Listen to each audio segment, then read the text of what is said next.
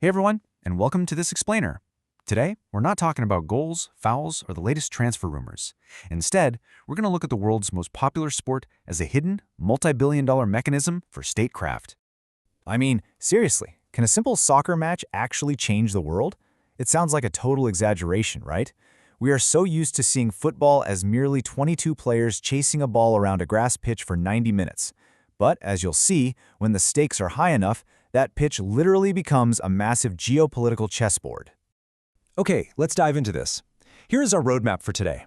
We'll start with the power of football. Look at diplomacy on the pitch, explore the regional ripple effect, move on to defining soft power, check out Gulf state investments, and finally wrap up with statecraft in the stadium. All right, Section 1. The power of football, more than just a game. Drawing on some really fascinating research from the Bertelsmann Stiftung in Aga Khan University, let's ground ourselves in this concept of soccer diplomacy. Essentially, it's the strategic use of a football match to initiate dialogue, thaw historically frozen conflicts, and normalize relations between divided nations. Think of it as using a universally loved game as a literal geopolitical icebreaker. Moving right along to Section 2, Diplomacy on the Pitch, the Icebreaker. To really understand this, we're going to look objectively at the deeply complex relationship between Turkey and Armenia. Now, these two nations share a deeply painful history, which has been compounded by decades of closed borders and regional conflicts. As this timeline lays out, from 87 to 93, relations basically froze entirely over the Nagorno-Karabakh conflict, and that resulted in the Turkish-Armenian border completely closing in April of 1993. For 15 years, there was virtually no interaction. But then, September 2008 happens. Turkish President Abdullah Gül actually accepts an invitation to visit Yerevan to watch a World Cup qualifying match between the two nations. And just a little over a year later, in October 2009, official normalization protocols are signed in Zurich. And this brilliantly illustrates the rapid domino effect of football diplomacy. It's wild to think about, but one single match opened the door to intense, highly classified diplomatic mediations, which, by the way, were initially kept entirely secret from the public. And that culminated in the signing of official protocols to establish diplomatic relations in just over a year. Which brings us to Section 3, the regional ripple effect, a web of competing interests. Because, bilateral soccer diplomacy doesn't just happen in a vacuum. The very moment Turkey and Armenia attempted to normalize relations, it sent massive shockwaves through the region. Notice how both nations had entirely different underlying goals for the exact same diplomatic process. According to the source, Turkey was heavily driven by a desire for EU membership and gaining influence as a regional power. Meanwhile, Armenia, which had been isolated for years, desperately needed economic development through open borders. The situation becomes this incredibly complex web when we bring in the regional players. Azerbaijan essentially demanded that any border opening between Turkey and Armenia be linked to concessions in their own ongoing conflicts. Meanwhile, you have the European Union looking for pipeline diversification and regional stability, and Russia aiming to maintain its heavy historical influence over the entire area.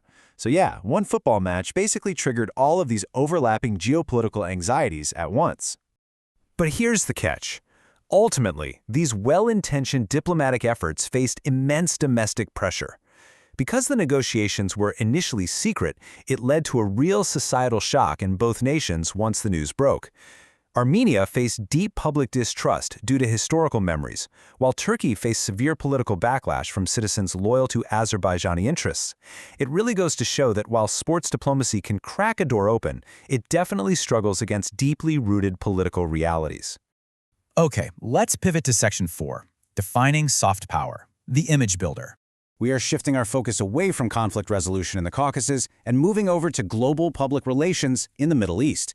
The Aga Khan University report defines soft power as the ability to influence and project a brand new national image on the global stage through attraction rather than coercion or force. It's all about making people like you, making them want to engage with you. And let's be real, state leaders have totally realized that few things in the world are more universally attractive than top-tier football.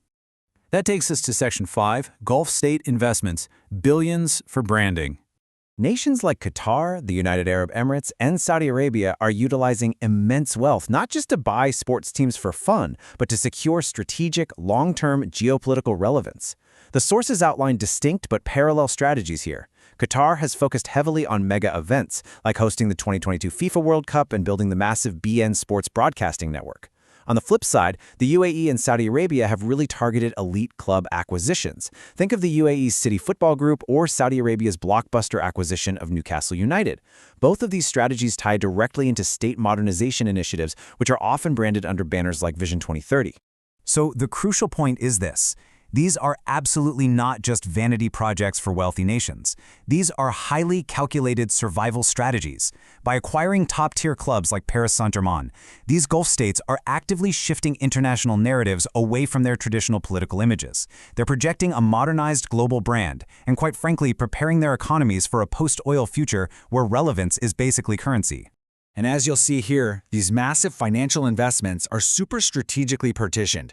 Broadcasting rights, stadium sponsorships, academy investments, and direct club ownership. They all form this comprehensive, closed-loop system designed to build absolutely unstoppable global brands. All right, final stretch. Section 6. Statecraft in the Stadium. The Limits of the Game. When we synthesize these two case studies, a pretty fascinating pattern emerges. Whether we are talking about Ankara, Yerevan, Doha, or Riyadh, the stadium has effectively become an extension of the State House.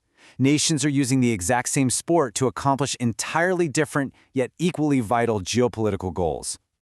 The source text really hits the nail on the head. Football is the ideal tool to project a new image and ensure future relevance. It can open closed borders, initiate dialogue where politicians have totally failed, and rebrand an entire nation to billions of viewers worldwide. But, as we saw with the Zurich protocols, football alone cannot magically erase complex political and historical realities. So I want to leave you with this final thought. As nations continue to use the beautiful game as a proxy for statecraft, what is the true cost and the true power of the sports we love? It's definitely something to think about the next time you tune in to watch a match. Thank you so much for joining me for this explainer. Keep asking questions, and I'll see you next time.